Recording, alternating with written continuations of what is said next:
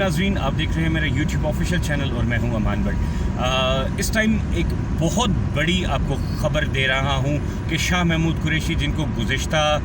روز Adiala jail سے گرفتار کے نامعلوم جگہ پر منتقل کر دیا گیا تھا، آج انہیں راولپنڈی کی عدالت میں پیش کیا گیا ہے،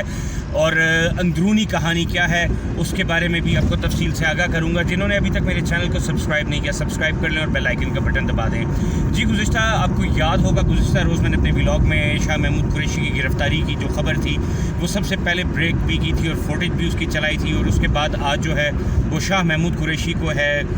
راولپنڈی عدالت میں پیش کیا گیا، اور جب ان کو پیش کیا گیا تو بڑی جو حفاظتی انتظامات تھے ان کو سخت کیا گیا تھا، اور شاہ محمود قریشی جب کمرہ عدالت میں پیش ہوئے تھے تو جج صاحب کا کہنا تھا کہ ان کے ہاتھ سے ہتھکڑیاں اتار دی جائیں اور جو بھی بیان یہ دینا چاہتے ہیں وہ اپنا بیان دیں۔ اس موقع پر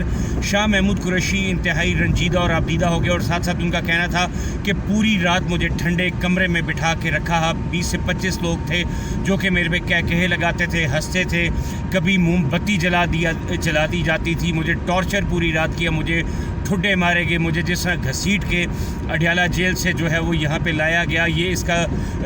انصاف مجھے فراہم کیا جائے۔ ساتھ ساتھ آج جو خورشید شاہ ہیں وائس چیئرمین پاکستان تحریک انصاف، ان کی بیٹی جو ہیں وہ بھی عدالت کے باہر میڈیا سے انہوں نے گفتگو کی، اور وہ بھی بہت سخت لہجے میں انہوں نے جو ہے وہ جوڈیشری کو اور قانون نافذ کرنے والے اداروں کو ہاتھوں میں لیا۔ ساتھ ساتھ تحریک انصاف کے لیے ایک بہت بری خبر کہ اس ٹائم تحریک انصاف جو ہے وہ مکمل طور پر مشکلات میں گھرتی جا رہی ہے، لیکن ساتھ ساتھ آج ایک اچھی خبر یہ بھی آئی ہے کہ سائفر کیس کے حوالے سے جو ہے وہ اسلام آباد ہائی کورٹ نے فیصلہ جاری کیا ہے، جو کہ 11 جنوری تک سائفر کیس کے ٹرائل کو روک دیا جائے گا۔ اس سائفر کیس کے ٹرائل کے روکنے کے ساتھ ساتھ ہی جو ہے وہ رائے میں جو ہے ہلچل مچ چکی ہے، کیونکہ 11 جنوری تک سائفر کیس کو روک دیا گیا، کوئی اس کی